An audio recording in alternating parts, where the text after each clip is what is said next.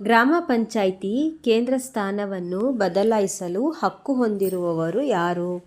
ಜಿಲ್ಲಾಧಿಕಾರಿಗಳು ಗ್ರಾಮ ಪಂಚಾಯಿತಿಯ ಕೇಂದ್ರ ಸ್ಥಾನವನ್ನು ಬದಲಾಯಿಸುವ ಅಧಿಕಾರ ಹೊಂದಿದ್ದಾರೆ. ಎಷ್ಟು ಜನಸಂಖ್ಯೆ ಒಬ್ಬ ಗ್ರಾಮ ಪಂಚಾಯಿತಿ ಸದಸ್ಯನನ್ನು ಆಯ್ಕೆ ಮಾಡಲು ಪಂಚಾಯತ್ ರಾಜ್ ಅಧಿನಿಯಮದಲ್ಲಿ ಅವಕಾಶ ಕಲ್ಪಿಸಲಾಗಿದೆ?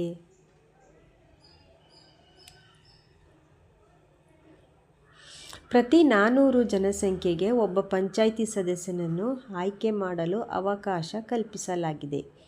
ಪ್ರತಿ 10,000 ಜನಸಂಖ್ಯೆಗೆ ಒಬ್ಬ ತಾಲೂಕು ಪಂಚಾಯಿತಿ ಸದಸ್ಯ ಮತ್ತು ಪ್ರತಿ 40,000 ಜನಸಂಖ್ಯೆಗೆ ಒಬ್ಬ ಜಿಲ್ಲಾ ಪಂಚಾಯಿತಿ ಸದಸ್ಯನನ್ನು ಆಯ್ಕೆ ಮಾಡಲು ಅವಕಾಶ ಕಲ್ಪಿಸಿದೆ.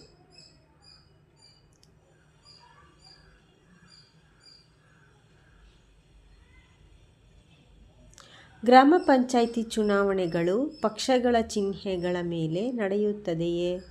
ಗ್ರಾಮ ಪಂಚಾಯಿತಿಯ ಚುನಾವಣೆಗಳು ಸ್ವತಂತ್ರ ಚಿಹ್ನೆಗಳ ಮುಖಾಂತರ ನಡೆಯುತ್ತದೆಯೇ ವಿನಃ ಪಕ್ಷಗಳ ಚಿಹ್ನೆಗಳ ಆಧಾರದಲ್ಲಿ ನಡೆಯುವುದಿಲ್ಲ.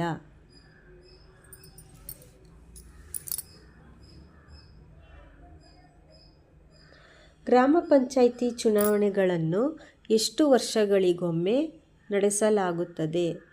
ಗ್ರಾಮ ಪಂಚಾಯಿತಿಗಳ ಚುನಾವಣೆಯನ್ನು ಪ್ರತಿ 5 ವರ್ಷಗಳಿಗೊಮ್ಮೆ ನಡೆಸಲಾಗುತ್ತದೆ.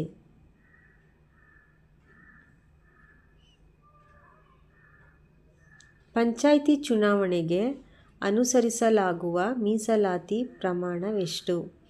ಗ್ರಾಮ ಪಂಚಾಯಿತಿ ಚುನಾವಣೆಗಳಲ್ಲಿ ಪರಿಶಿಷ್ಟ ಜಾತಿಯವರಿಗೆ 15%, ಪರಿಶಿಷ್ಟ ಪಂಗಡದವರಿಗೆ 3%, ಹಿಂದುಳಿದ ವರ್ಗಕ್ಕಾಗಿ ಒಟ್ಟು ಸ್ಥಾನಗಳ 1/3 ಮೀಸಲಾತಿಯನ್ನು ನೀಡಲಾಗಿದೆ.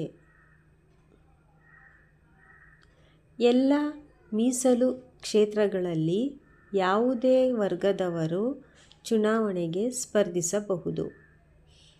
ಸಾಮಾನ್ಯ ಮೀಸಲು ಕ್ಷೇತ್ರಗಳಲ್ಲಿ ಯಾವುದೇ ವರ್ಗದವರು ಚುನಾವಣೆಗೆ ಸ್ಪರ್ಧಿಸಬಹುದು. ಗ್ರಾಮ ಪಂಚಾಯಿತಿಯಲ್ಲಿ ಮೀಸಲಾತಿಯನ್ನು ಹಂಚಿಕೆ ಮಾಡುವ ವಿಧಾನ ಯಾವುದು? ಗ್ರಾಮ ಪಂಚಾಯಿತಿ ಸ್ಥಾನಗಳಿಗೆ ಮೀಸಲಾತಿಯನ್ನು ಸರದಿ ಆಧಾರದ ಮೇಲೆ ಹಂಚಿಕೆ ಮಾಡಲಾಗುತ್ತದೆ. ಗ್ರಾಮ ಪಂಚಾಯಿತಿಯಲ್ಲಿ ಸ್ಥಾಯಿ ಸಮಿತಿಗಳನ್ನು ಪಂಚಾಯತ್ ರಾಜ್ ಅಧಿನಿಯಮದ ಯಾವ ಪ್ರಕರಣದಡಿ ರಚಿಸಲಾಗುತ್ತದೆ?